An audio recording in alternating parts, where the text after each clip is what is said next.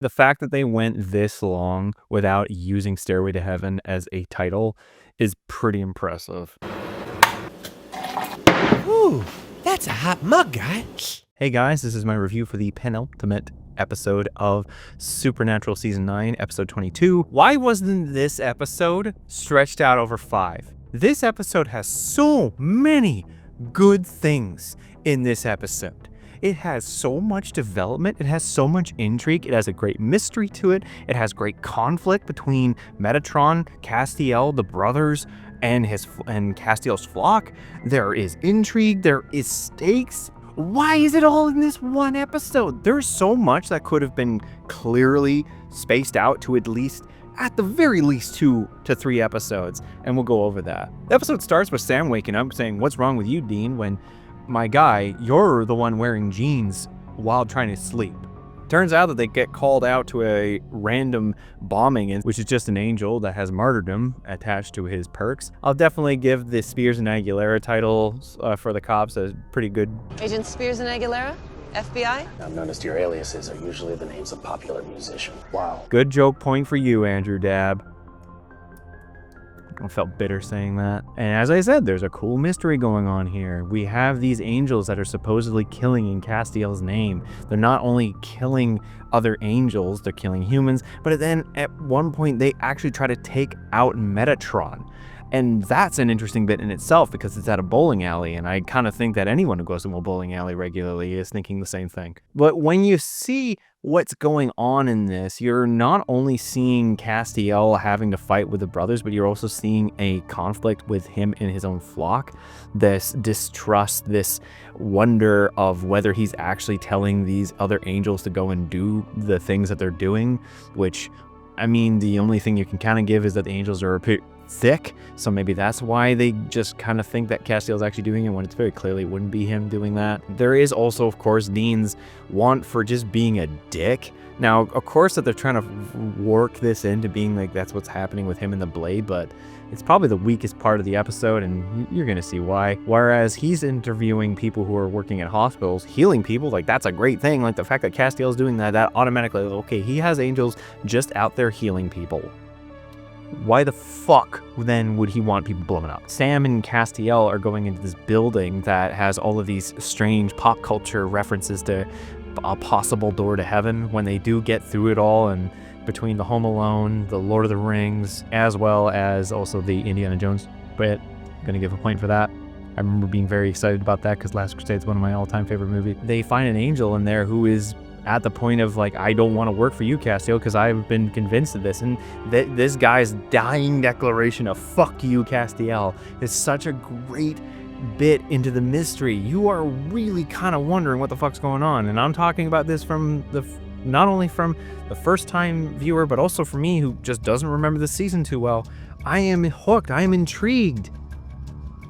But then it slowly starts to fall apart. Because whereas at the other end with Dean going to the hospital, he finds out that Tessa, a Reaper, who now apparently is also an angel. When the fuck was that ever established? Reapers are apparently angels. Like, did they took that line that angels are reapers of death or something like that? Like, I love that Tessa's in this, and Tessa had 3 bangers. She's only ever been in 3 other episodes: season 2, season 4, season 6. Banger, banger, banger. And then she's in this one. I just don't get it. I do not get how this girl, who is die-hard loyal in as much as a Reaper could be, she was such a great character in the limited time that we had ever seen her. We had never seen her feel that anything like this was important. She tried to stop them from opening the gates of hell. She tried to convince Dean that, hey, you know what, you're gonna die, bro.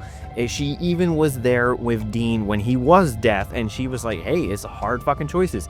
You're telling me this character gets fucking brainwashed? And I'm like, okay, what the hell happened? What would cause her to do this? Like, there has to be some major fucking mojo going on here.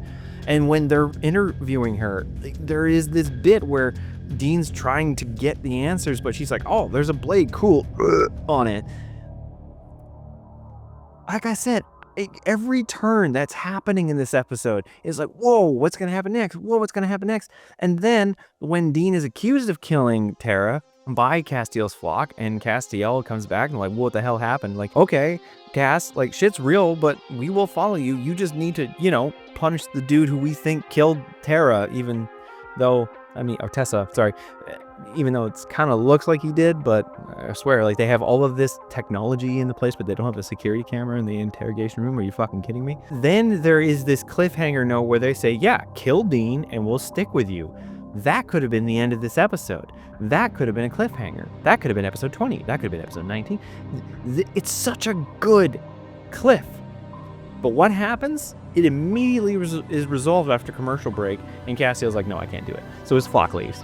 Then you find out that apparently Metatron convinced a bunch of angels to blow themselves up. This is an Andrew Dabb level convenience, if there ever fucking was one. Because he just kind of, like, how did you convince? Not only did you convince angels, which, I mean, that's a stretch, but I can believe it. How the fuck did you convince Tessa to blow herself up? How did you do that? If Dean hadn't stopped her, she was gonna go into that fucking hospital and blow herself up for no fucking reason. Why? This episode was so good to me. Up until Castiel said he wasn't gonna kill, like up until that, they answered that cliffhanger. And then the episode ends with Gad coming into the house and being like, yo, guys, yeah, Metatron's a dick. I think I wanna, switch sides again. And then Dean just attacks him. He just attacks him. Like, yeah, the blade. Ooh. I mean, I kind of get it, but at the same time, there's so much that is crammed into this episode that could have been stretched out over 2 or at least 3 episodes, and it's a shame. It's just a fucking shame to me, because I really love the first 3/4 of this episode. I thought it was great. I was intrigued. I was hooked. I was curious. And then the last quarter, it just proceeds to shit itself. The episode's still a positive, but fuck me, it could have been a lot better. In the end, I'm going to give Stairway to Heaven a 4 out of 7. I am so disappointed. I am so disappointed with that rating.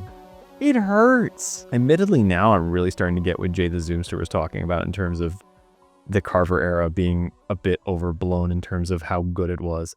But those are my thoughts. Let's see what you guys have to say. Not a good episode. Why is it that every time Castiel leads or tries to help the angels, something always bad has to happen? The Reaper thing was random add-on to me. The mass angel death is just a payoff for later seasons. It does seem that Castiel just keeps on having drama happen to him to make his character relevant. Stairway to Heaven is a complicated mess in terms of a penultimate episode. On one hand, I love how it shows Castiel's growth as a character and a leader. It also shows Metatron revealing one truth about Castiel. Stealing on another angel's graves is an effective tool in contrast to making Castiel look like he's using the other angels as warheads to stop any other angel joining Metatron.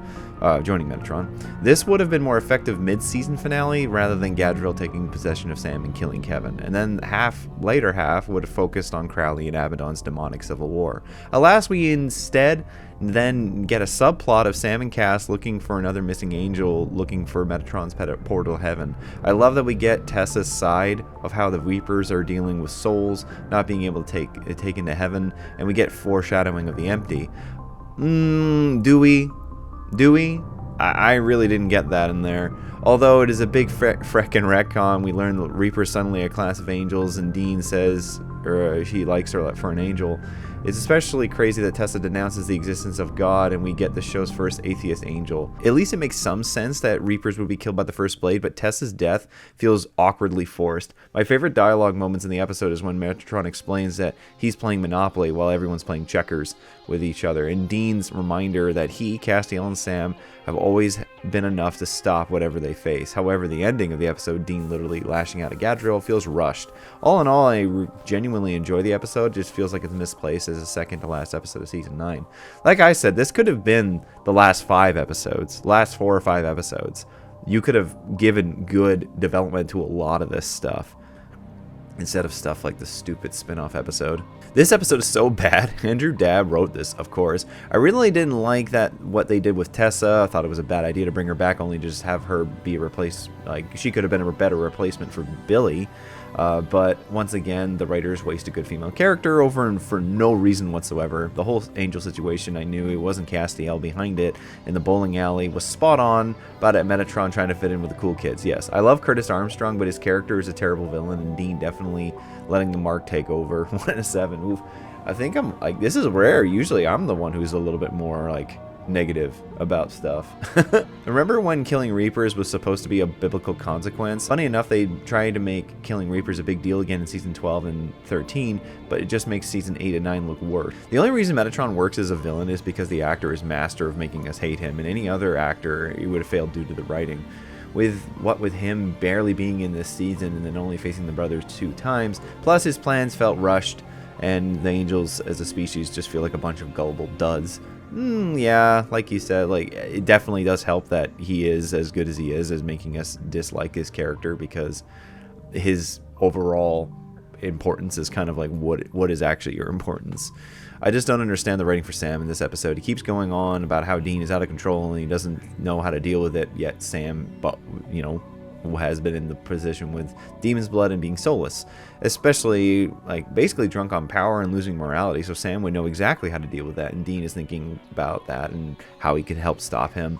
But yet, despite knowing how dangerous he is, Sam just lets Dean live on his own and without even putting a tracking device on him. What's more baffling is that he expects Dean not to take the blade. Why? Never mind that Mark Dean has been going behind Sam's back several times, and they're not exactly on the best of terms, so why on earth would Sam trust Dean not to take the blade? Any other season, Sam would have been smart enough to hide the blade, or would have worked with Cass to trap Dean. I guess my one thing, is that he still has the distrust of Dean. Actually, you know what? No. Yeah, it doesn't make much sense, truly, because of just the lacking amount of trust that's been going on, especially with what happened in the first half of the season. And yeah, Dean was out of control, and I wasn't a fan of that, but at least he's doing something. I keep watching this episode wondering why Sam is even in it when Dean and Cass would have been fine on their own. I do like how Cass and Sam have that little adventure through the building. You don't see that too often, so I didn't mind that, personally. Why does everyone in this episode make the worst, dumbest decision? Why then have Dean have the blade boner alone with the Angels, and why does no one realize that the Angel bombs are a setup? Why did I continue to watch this show at this point back in the day? 2 out of 10, when the smartest guy in the room is Gadriel, that's a problem. Ooh, very good point. Admittedly, at this point, I was also starting to really slide off, and the next season I did slide off. The episode starts with an Andrew Dab MacGuffin, funnily enough. The next episode is written by him, and then I think it shows he brings a character back just to kill them, is what he does best. That's what I hated the most about the Dab era. He would bring characters back just to quickly kill them off. He's been doing that since season 8, and seriously, I'm so surprised that Eileen didn't die in season 15. Well, kind of didn't she? Sort of, when the whole, snap thing happened and everyone disappeared. But technically also they couldn't bring her back because I swear I think of COVID restrictions. Okay, guys, that's it. We're on to the last episode now. And that one is, Do You Believe in Miracles? So make sure to give your guys' thoughts about that in the comments below, and I'll read those off. And we will be finishing season 9. At least episode-wise, we'll have best, worst, and season. But yeah, man, I'm just so... Okay, I'll see you guys next week.